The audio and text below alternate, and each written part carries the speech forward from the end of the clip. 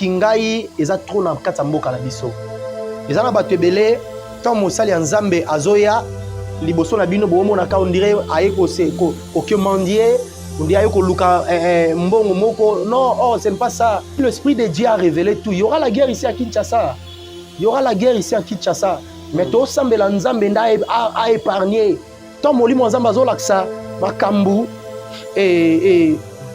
pona mboka tozwaka mpe ta ya obondela Congolais ozwa makambo nzambe au sérieux te. Mais l'homme de temps ozwa ba Congolais baza distrait ba Congolais makambo nzambe ba ozwa ngo au sérieux te tika tino mutuna moko etant que bazomona bino ba pasteur ya bino mo marche na bino ezana en BNT parce que neni ba ozwa makambo ya nzambe au sérieux donc bamona ke ba o ba okamba biso no liboso bango ba milingani te bango ba désordre na l'église. Comment dirais-je? Nazoka ba chair de poule pendant na olobango. Moni na conseiller papa, j'ai vu Jésus. Dans un spécial pour les kabasala nzambe nyoso te. J'ai vu Jésus. Nzamba mba bibeli. Azali kolo azokanga, j'ai vu Jésus. Papa, Jésus existe. Bien aimé, Jésus existe. Faut changer l'humilité. Hein? Changer l'humilité de Moïse.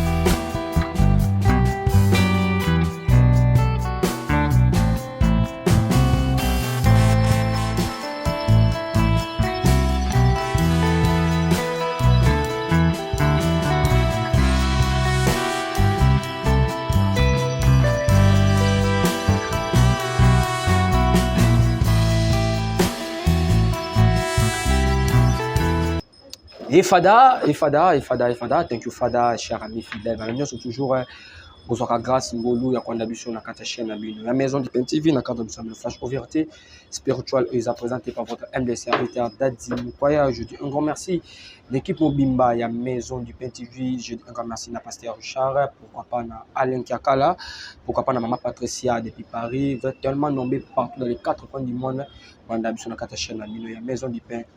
Le maison du Père Nazana Moko est invité à Mogadiscio avec le pasteur Benvino Maël. C'est avec lui nous allons nous entretenir tout au long de cette émission. Restez branchés, connectés dans votre chaîne Maison du Père. Pasteur Azana message moko très capital au européen sana émission où non c'est vraiment na abonné na biso yom tozi ngolu grâce ya ko na émission au partager, liker, aimer ou monter pesa pe ba vie na yo et ça l'appelle bien.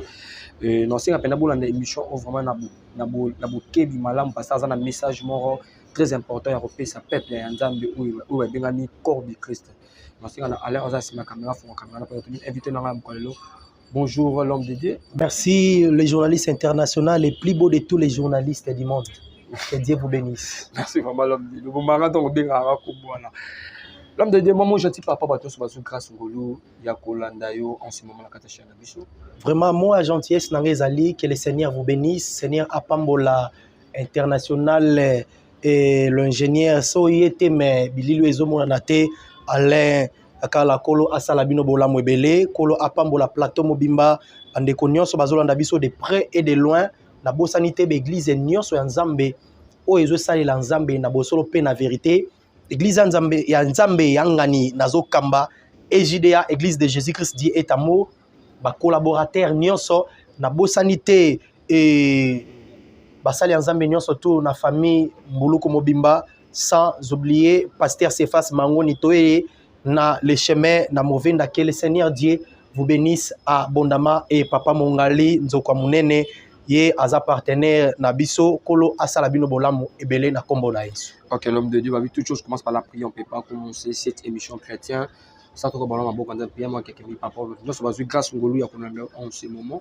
Merci to bondeli ya Nzambe. Seigneur, la Bible déclare voilà pourquoi Dieu l'a souverainement élevé afin qu'au nom de Jésus-Christ tous genoux fléchissent. Seigneur, émission oyo konza zala Nzambe que l'esprit de Dieu a konza isika onyoso. Bandeko bazolanda biso de près et de loin. Émission oyo édifié bango. Bao baza maladi ba bika. Bao baza ya kokangama ba kangwama. Na kombo wa mokonzi Yesu na biso nde na sambeli bongo. Amen. Amen. Merci vraiment l'homme de Dieu. Comme je dis avant, Nati qui est là, il a un message où il met le peuple dans le Oui, oui. Non, mais comme peut poser des questions par rapport à Mboka, ça vu que ça a un message dans ma état Mboka. Tout le monde a lobby na parler du peuple affronté les ala qui m'a cassé. Là qui bat IDPS, ça qui moi boulou na kati ya parler du peuple. Tout le monde a popé ça qui message moi on a mission mon a yamba qui obi que non, il faut qu'on a président mais empêcher que kuta na oba que l'on m'a bé ils ont connu comme la président. Mais tout le monde qui a un président qui en Belgique qui opéré tout qui soit disant que notamment la charge roulante par rapport à malade ou qui est aussi en opération. Est-ce que vous avez peut-être ensemble là que Maramona est comme le président de la République? Parce que peut-être qu'il y a un message au que non, il faut qu'on ait un président. Il faut qu'on ait un président. Malgré que Kyo, Okenda qui maire, ou qu'on ait un président. Peut-être qu'il y a un proche président. Mais notre président a opéré de qui a notamment moi cher jour-là pendant quelques temps. Donc mon maman n'est arrivé par chef de l'État. Peut-être que prophète, peut-être qu'il y a un message. Ça le nom de.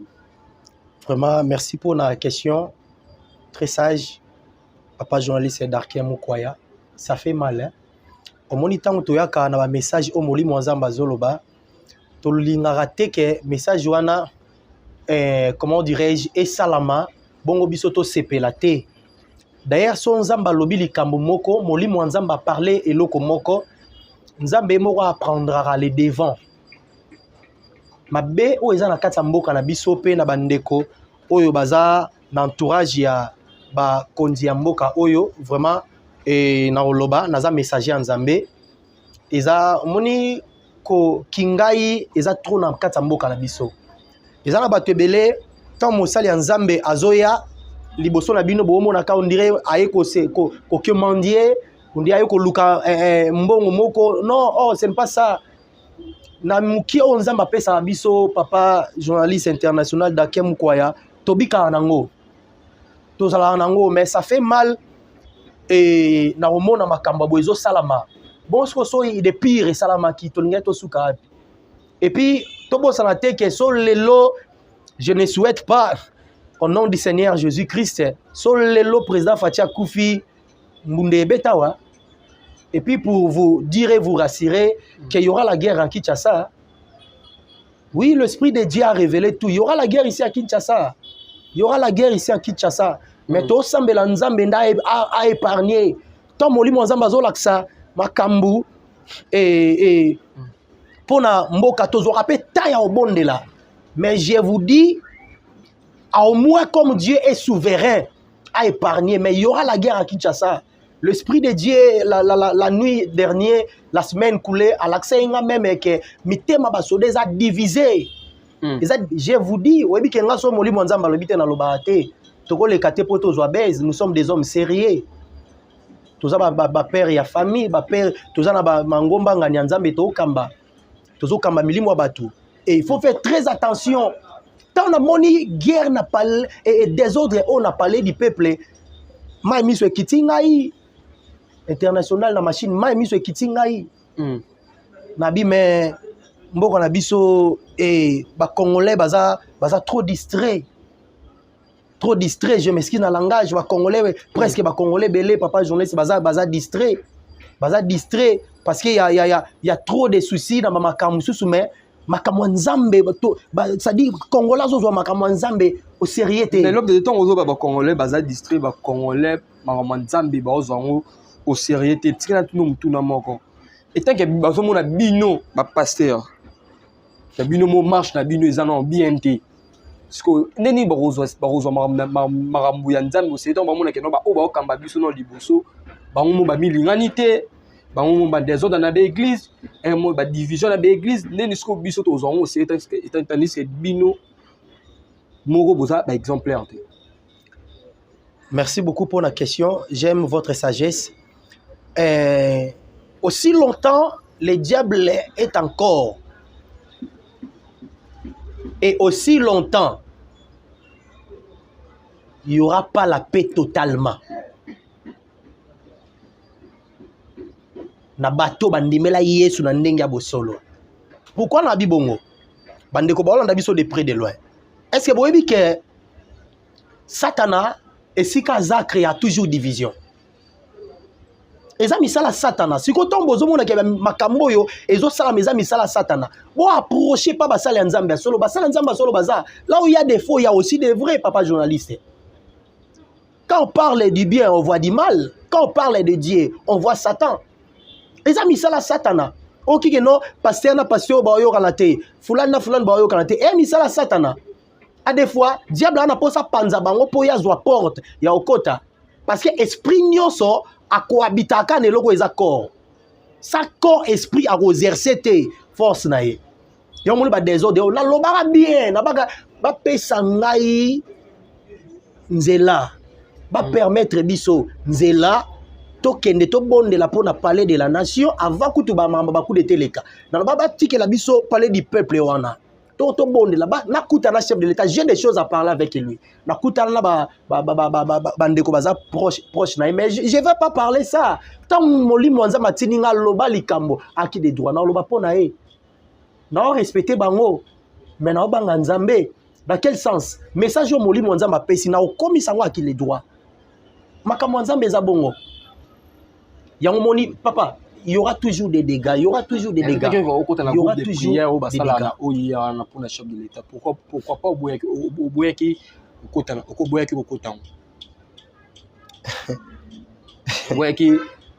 Bouyaki là du pasteur oui il y a fait des filles Roland Dalo parce que il me gérer pasteur on a nyonso au ça prière pour la chef de l'État Bouyaki aza guide na yo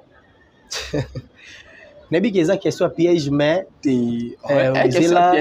na saluer le révérend Dalo eza pona bongote mais omoni eza lolenge na ngai boyaki non eza te ke koboya eza un peu moi dire mais ngala yaki tout simplement na pesa message na sala mission molimo nzamba tinda yenga na yaki te pona kota na ba clic na sangala je m'excuse na langage na kota na ba clic na bani na sangala te na yi bongo te ngala yaki tout simplement na pesa message nzambe za yaka bongo papa journaliste omoni makambo yo président Mobutu atika ba print o atika na ba secte o akota fondement na ti lelo ezali papa et si kokoma te ba kinoa tolobara mapate kweya nzamba ko révéler pe bango makamunyo sote a révéler pe pa mutu mususu ozomo na secret tango na répondre à question posée à président notre chef de l'état tango na moni chef de l'état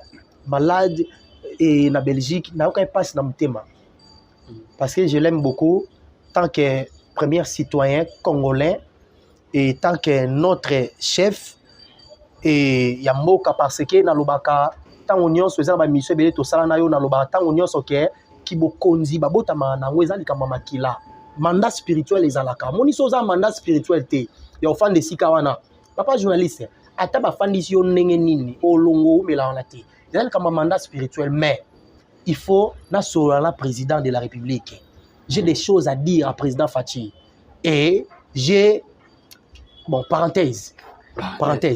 Ok, voilà l'homme de Dieu, ça va. Toko t'as un message où le baki qu'il faut payer ça au peuple de Dieu, na mkwalelo parce que na mon ipo accompagner na.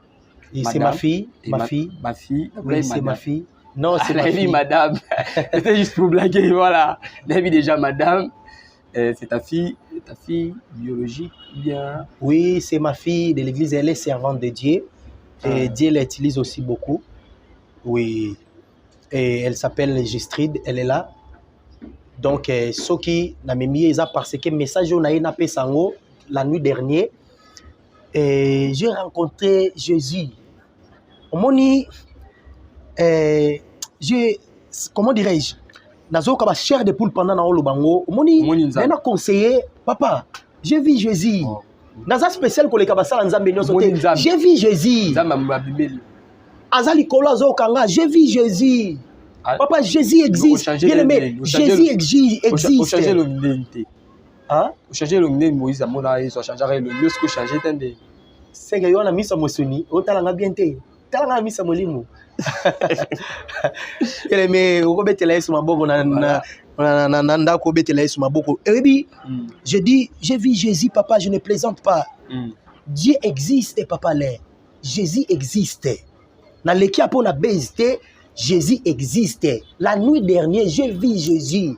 Et à l'obélinga makambo, et belé, yangona message à pesa yengai, yangono moni na partage yango parce que dans le monde où toi na bato ebele, balobara anglais, bato ebele balobara français, bato ebele pe balobara lingala, to ebi ke lingala eza partout dans le monde mais et ça pe na bato ebele baza na difficulté à oyoka lingala, yango na memaki ma fille, nga na oloba la lingala ye a interprété na français po na bana mike parce que na message wana apesi nga na message ya mboka na biso, apesi nga na message ya monde mobimba, apesi nga na message ya bana mikie makambo ekosala mapo na bana nyonso mike ya monde mobimba parce qu'il y a des enfants aussi baza partout dans le monde bamso ba bi français ba bi anglais et lo mo ya bongo donc yango no moni toza awa pour na ko kabola message wana on a rencontré Christ na butu pendant nazaki na pongi ya kolala. OK, voilà to kayo message en wezani ni na pesa.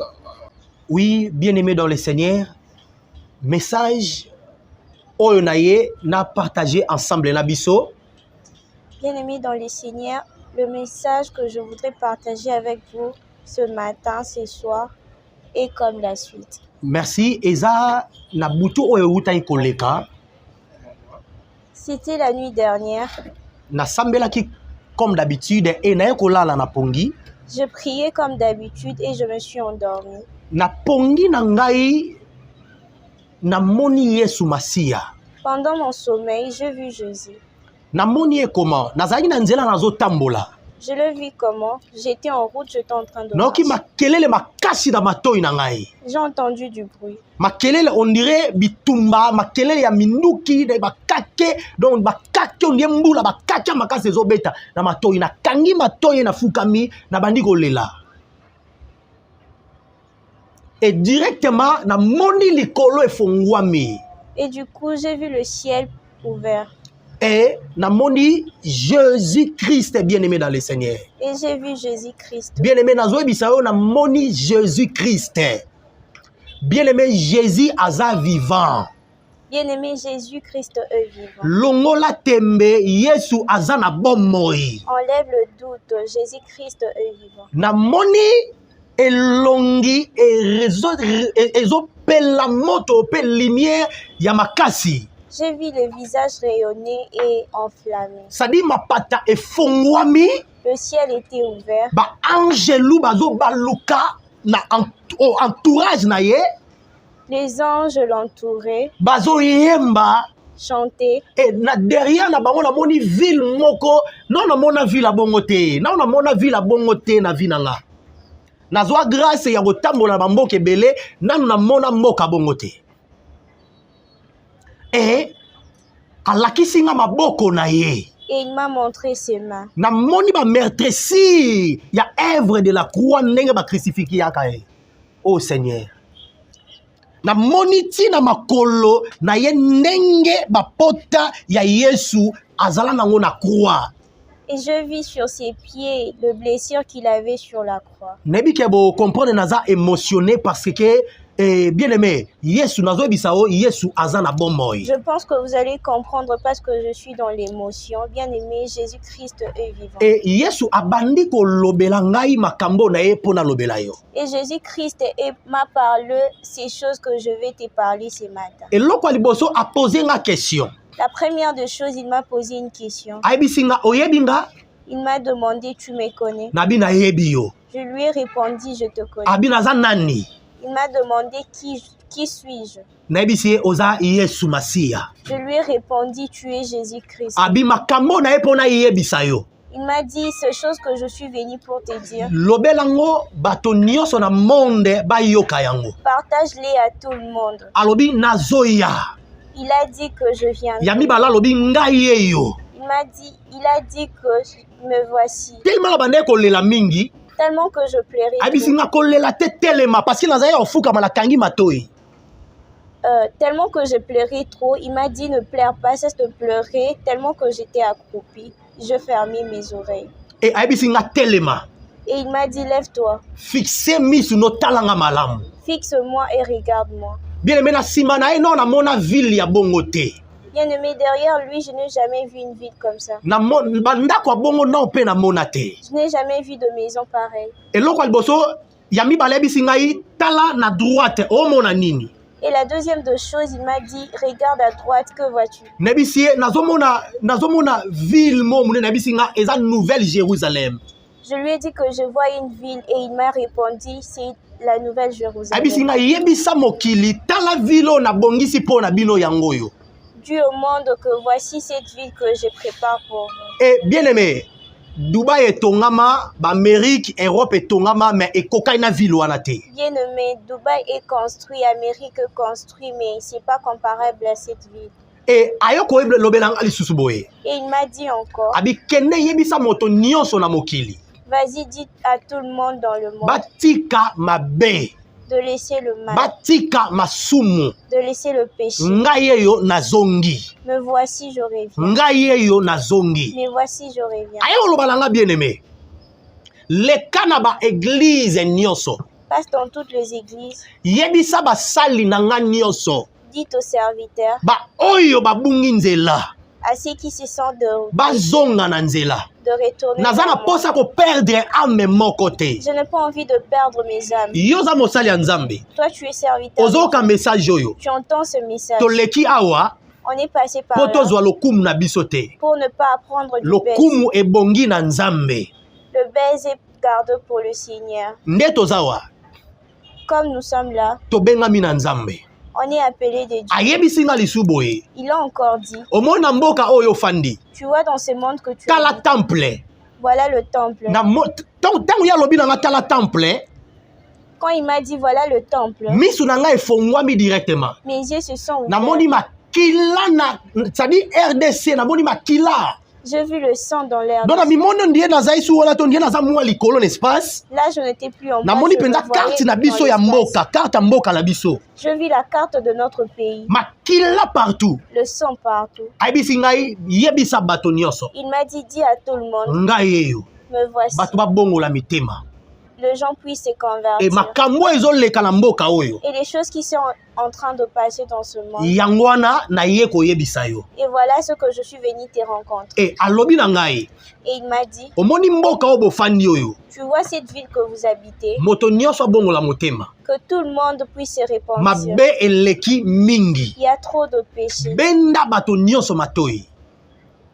Tire tout le monde les oreilles. Yebisa bato nyonso ngande mutu na lobi na yo. Dis à tout le monde que c'est moi qui t'ai envoyé Bazongela ngai. de revenir vers Et moi. aye koyebisa ngai. Et il m'a dit encore, Tala mokili oyo bozali. regarde la terre que vous êtes. Il y aura la 3e guerre mondiale. Il y aura une 3e guerre mondiale. Bien aimé ozoyokanga. Bien aimé que vous êtes en train de... Bible ezoloba boye. La Bible dit ceci. Avant 3e guerre mondiale salama. Avant que la 3e guerre mondiale puisse revenir, Il y aura l'enlèvement. il y aura l'enlèvement. Donc cela veut dire enlèvement de l'église eza kalate. Cela veut dire que il y aura bientôt l'enlèvement. Bien aimé, faites très attention. Bien aimé, fais attention. Dans leki wa pona zwa bezete. Je ne suis pas venu pour ne pas avoir du baiser. Ebele bayebi nganga so molimo nzamba lobite na lobarate. Les gens qui me connaissent savent que si Dieu n'a pas parlé, Keba na enlèvement de l'église. attention à l'enlèvement. Et puis yeso ozwaka ba oyo ye. Et Jésus prendra que Yo moto salaka mabe. toi qui commets le péché, Yaya keba. fais attention. Keba. Fais attention. Et aye oloba na ngai. Et il m'a dit encore, Tala kolela na misu ya bato ebele. regarde le larme aux yeux de tous. Na yoki. J'ai écouté, Na moni. j'ai vu. Yango no moni na ye pa na yo. Et voilà pourquoi je suis venu Na vers eko toi. peso message oyo. Je suis venu te dire un message. Abi na ngai tala na maboko na nga. Regarde dans mes mains. Omoni nini? Tu as vu quoi? Nebisi ye na moni ba blessure, ba pota. Je lui ai répondu, j'ai vu de blessures. Alobi na ngai misala o na sala na ekulusu. Il m'a répondu, les œuvres que je fais à la croix, Ebatela yo. qu'il te garde. Kende. Vas-y, Pesa message oyo. donne ce message. Nazana yo. Je suis avec toi. Nakobatela yo. Je veux te protéger. Nakozala na yo. Je serai là avec toi. Kobanga eloko te. N'aie pas peur. Ayo oloba na ngai. Il m'a dit encore, Ezala mopepe moko. il y aura un vent. Tala direction ezouta. Regarde cette direction. Bana nyonso amikie na monde mobimba. tous les petits enfants dans ce monde. Avant faire année oyo. Avant la fin de Bana l'année. mike ba kokufa ebele. Il y aura beaucoup de morts de petits. Abi liwa ne uti pa na ngate. Et cette mort ne viendra pas. Yango na ko révéler makambo yo. Voilà pourquoi je viens te révéler. Et alobi na nga sambela pona bana nyonso mike. Et il m'a dit, prie pour tout le pays. De 0 à 20 ans. De 0 à 20 ans. Bien-aimé. Bien-aimé. Yango no monitoye awa. Voilà pourquoi nous sommes là. Avant to silisawa. Avant de terminer, To sambela pona bana ya monde mobimba. on priera pour les enfants de tout Ana le ina monde. senga na ba boti nyonso. Ici, je demande à tous les parents, Oza na bana na yo. tu as des enfants, Partagez émission oyo. partage cette émission. Kozwa yango blague te. Ne le prends pas du blague. Pendant na oloba, Pendant que je suis en nazo train quand de même parler, ba char de poule na nzoto nanga. je suis en train de sentir de frissons dans mon corps. Bien-aimé dans le Seigneur. Bien aimé dans les Nana biso lo moko. Je Yo voudrais te dire quelque yo chose. oza moboti. Toi, tu es parent. Même Bible ezoloba. Même la Bible dit, Na moka na proverbe. dans le livre de Proverbes, Ba parents le parent bolakisa bana bino nzela instruit l'enfant dans la voie qu'il doit suivre parce que babunga te. pour qu'il ne se détourne pas. Ayo oloba na nga lisusu. Et il a dit encore, Tala mokili yo nde bebi. regarde ce monde comment c'est détruit. O trouver grâce na misu na nga. Tu as trouvé grâce à mes yeux. Kobangelo te. N'aie pas peur. Esika nyonso na otinda yo. Partout je t'envoyerai. Kende. Vas-y, Panza sango malamu oyo. propage ces messages. Bondela pona bato. Prie pour le Abi jour. na nga fongola munoko. Ouvre la Tant na bouche. fongoli munoko na nga. Moto mo ekoti ngai. Quand j'ai ouvert ma bouche, j'ai senti le feu entrer E en moi. moto wana euti na munoko na ye. Et cette feu-là venait de sa bouche. Ayo oloba na nga lisusu. Et il m'a dit encore, Tango obando oloba. quand tu parleras, Ata moto wana problème nini. même peu importe le problème que cette personne aura, Nga na okangola ye. moi je vais lui guérir. Ngai na kolongola ye. Moi je vais l'enlever Na molili. dans les Ayo ténèbres. lakisa ngai mwasi azemi. Il m'a montré une femme enceinte. Abi na ngai tala mopepe oyo monde à ténèbres est préparé. Il m'a dit, regarde ces vents que le monde est Basi ténèbres. nyonso bana zemi. Toutes les femmes enceintes. Tala mopepe namoni mopepe mo ya mwindu ezokota na kati ya libumu ya mwasi azemi. J'ai vu le vent noir entrer dans le ventre d'une femme enceinte. Donc cela veut dire monde à ténèbres baza na plan Le monde de ténèbres construit un ya plan kobebisa basi nyonso azemi na monde mobimba. de détruire toutes les femmes enceintes dans ce monde. Ça dit bazobeta marque de la bête ya 666 na kati ya libumu ya bana ba innocent. Ils sont en train Nzambe. de mettre de marque de la bête 666 dans toutes les femmes enceintes. Bien aimé makambo tozoyebisa biso. Bien aimé, toutes ces paroles que nous sommes en train Euti na de dire motema na nga te. ne vient pas de nous. Kolo azoyoka. L'Éternel est témoin. Aza témoin. Il est témoin. Azoyoka. Il entend. Yende atindinga. C'est lui qui Na m'envoie. bibie na moni Christ na la nuit de butu eleki na moni Jésus. Je l'ai bien dit que j'ai vu Jésus-Christ la nuit dernière. Peut-être ndeko aza ndako ko mituna mutuna. Peut-être que les personnes qui me suivent se posent Yesu ngo pasteur Benvi na mona aza nde nini. Jésus que pasteur Bienvindo a vu était comment. Bien aimé nazala ta ko expliquer wana te. Bien aimé, j'ai pas assez de temps pour expliquer ça. Nzambe aza nzambe ya bikolo nyonso. Jésus est le Dieu de tout le tribu. Nzambe aye po a sauver mokili o eza ye. Il est venu pour sauver le monde qui est à lui. Nalingi sikoto sambela Je voudrais que nous puissions prier po na bana nyonso tu ya mikie pour tout le petit dans de ce monde. 0 à 20 ans. De 0 à 20 ans. Nalingi peto sambela Je voudrais que nous puissions prier po na ba mama ba oyo baza na zemi. pour les femmes enceintes. L'homme de Dieu, la Katio Malobati, s'il vous plaît. Avant Nati Kayo au prier, j'aimerais qu'on a clôturé l'émission Awa. Je voulais juste te dire que non, l'homme de Dieu a fait ce message naïe. Et ça, bin sa putain dans Nzambe, on a un message en cœur. On a eu grâce hier à l'émission Oyo. So que on partager en haut. On peut bien ça peut point de vue na pour la message à l'homme de Dieu. Mais pas quelque chose sur message mais bon ça la biso si na souka mais à la prochaine dans tous nos questions sur message au lobby. Et nous sommes arrivés à la fin de notre émission. C'était votre humble serviteur Tadim Koya. Partagez, likez vidéo. Nzambalola, l'homme de Dina Tikio Awa. Au clôturer mission à prière. Et puis, sa dernier mot, nayo. Et plutôt qu'à voilà. Merci beaucoup. Bien-aimé Tolingi, to bondela nzambe. Bien-aimés, nous voulons prier l'Éternel. Maman, sangisa bana nyonso. Maman, rassemble tous les Papa, enfants. sangisa libota no mobimba. Papa, rassemble toute ta famille. To bondela nzambe. Nous voulons prier. Seigneur, tozo sambela. Éternel Dieu, nous te Pona prions bana nyonso tu ya mikie. pour tous les enfants du monde. Na kombo na Yesu Au Masia. nom de Jésus-Christ. Nzambe na ye pona ngai te. Éternel, je suis pas Yonde venu pour moi. otindi C'est ngai. toi qui m'envoies. Olobi na kati na Tu ngai. m'as dit en moi. Okotisi nguya. Tu as fait entrer la puissance. Kolo Yesu. Éternel Dieu, Mwana nyonso ya mokie. que tous les enfants Oyo lakisaki. que tu as montré Pe olobaki. et tu as dit De 0 à 20 ans. de 0 à 20 Marque ans, de la bête nyonso. que toute marque de la bête, Oyo satana abongisi. que toute marque de la bête que le diable a Eza na infligée nguya te. n'a point de Na puissance. kombo na Yesu. Au nom de Jésus. Bible elobi na nga. La Bible dit ceci, Na mokanda na Luc dans le livre de Luc, chapitre 10. chapitre 10, Le verset 19. le verset 19.